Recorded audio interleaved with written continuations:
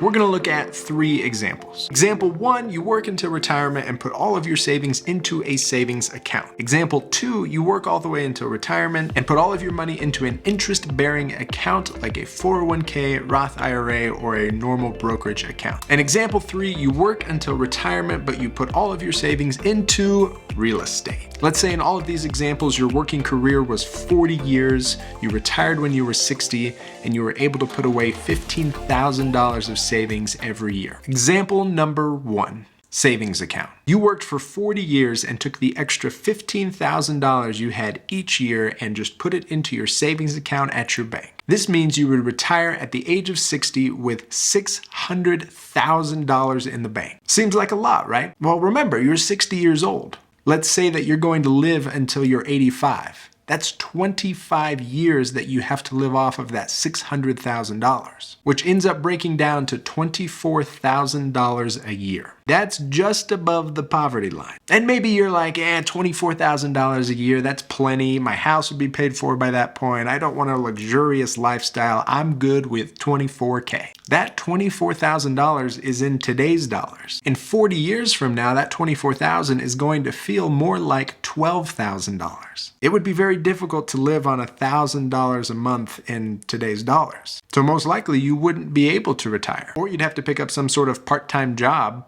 pretty much for the rest of your life. So at the very minimum, if you are putting money away for retirement, it needs to be put in an account that at least keeps up with inflation, or ideally does even better than inflation, which leads us to example number 2. An interest-bearing account. Let's take the same situation. You worked 40 years, you put $15,000 away each year, but you put it into an interest-bearing account like a 401k, maybe part of it in a Roth IRA, or just a brokerage account. Let's conservatively say that your account grew at 7% each year. That means by the time you retired at 60, you would have $3.1 million. And you didn't do anything special. You just put it into an interest-bearing account instead of a savings account. Well, yeah, but now you gotta pay taxes on all that money. Okay, fine. Let's take an overestimated 30% off of that amount, and that leaves you with $2.17 million.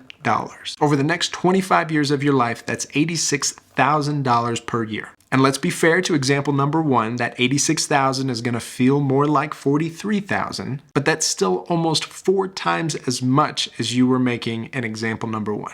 Now example number 3. Real estate. You save up your $15,000 for 2 years and use it to buy an investment property. Let's say that property cash flows at $400 per month. Then you repeat that process every 2 years for the next 40 years. That gives you 20 houses. And let's say over those 40 years that rents never went up and you never paid off your properties. You're just getting a straight $400 per month for 20 properties. That would give you $96,000 per year. And it never runs out. In examples 1 and 2, if you live past the age of 85, you're out of money. Example 3 never runs out. And it doesn't even account for the appreciation that your 20 properties have seen over that time. You will probably own a few $1,000,000 worth of property at the end of your 40 years. So ultimately, real estate is the best way to build wealth. But more importantly, putting money in a savings account as your retirement savings is not enough. At the very least, do your future self a favor, meet with a financial advisor, and put that money into an interest-bearing account to at least be making some returns on your money. So thank you guys for watching. If you enjoyed the video, hit the subscribe button, and I will see you next time.